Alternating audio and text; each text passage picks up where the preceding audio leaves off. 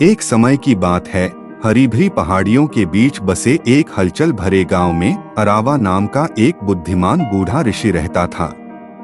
आरव अपने गहन ज्ञान और दयालु हृदय के लिए दूर दूर तक जाना जाता था। हर शाम ग्रामीण उनके चारों ओर इकट्ठा होते थे, उनकी कहानियां सुनने और उनकी शिक्षाओं से सीखने के लिए उत्सुक होते थे। एक दिन माया नाम का एक युवा यात्री गांव में आया। वह ज्ञान और आत्मज्ञान की खोज में थे। अराव की प्रसिद्धि के बारे में सुनकर माया उससे मार्गदर्शन चाहती है। अराव उसका गर्मजोशी से स्वागत करता है और अपनी खोज जारी रखते हुए उसे गांव में रहने के लिए आमंत्रित करता है। जैसे ही माया ग्रामीण जीवन में बसी, उन्होंने ग्रामीणों के बीच सद्भाव और एकता देखी। हालांकि उन्होंने एक अजीब दृश्य भी देखा। गांव के चौराहे के केंद्र में एक बड़ा प्राचीन पेड़ सूख रहा था। उसकी शाखाएं सूख गईं और उसके पत्ते गिर गए। उत्सुकतावश माया अराव से पेड़ के बारे में पूछती है।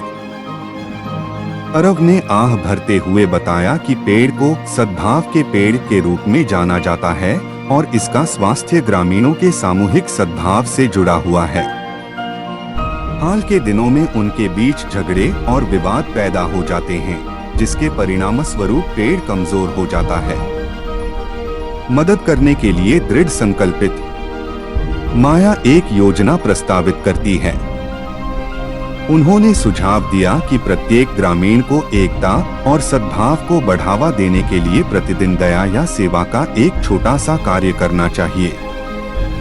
माया की अंतर्दृष्टि से प्रभावित होकर अराव अपनी योजना को पूरा करने में ग्रामीणों का मार्गदर्शन करने के लिए सहमत हो जाता है।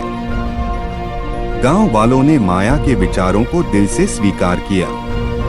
वे एक दूसरे की मदद करना, विवादों को शांतिपूर्ण ढंग से सुलझाना और पूरे गांव में प्रेम और करुणा फैलाना शुरू कर देते हैं। दिन ब दिन गांव का माहौल बदलता है और सद्भाव का पेड़ पुनर्जीवित होने लगता है। कई महीने बीत गए और गांव सद्भाव और एकता का प्रतीक बन गया। सद्भाव का पेड़ फिर से खिल उठा। उसकी शाखाएं जीवन से जीवंत होकर आकाश तक फैल गईं। ग्रामीण अपनी नई एकता और इससे उनके जीवन में आने वाले आशीर्वाद से खुश हैं। अपनी यात्रा पर निकलने से पहले माया आरव को उसके ज्ञान के लिए और गांव वालों को उनके खुले दिल के लिए धन्यवाद देती है। उन्होंने उन्हें याद दिलाया कि सच्चा ज्ञान न केवल ज्ञान में बल्कि दया, करुणा और एकता के अभ्यास में भी निहित है।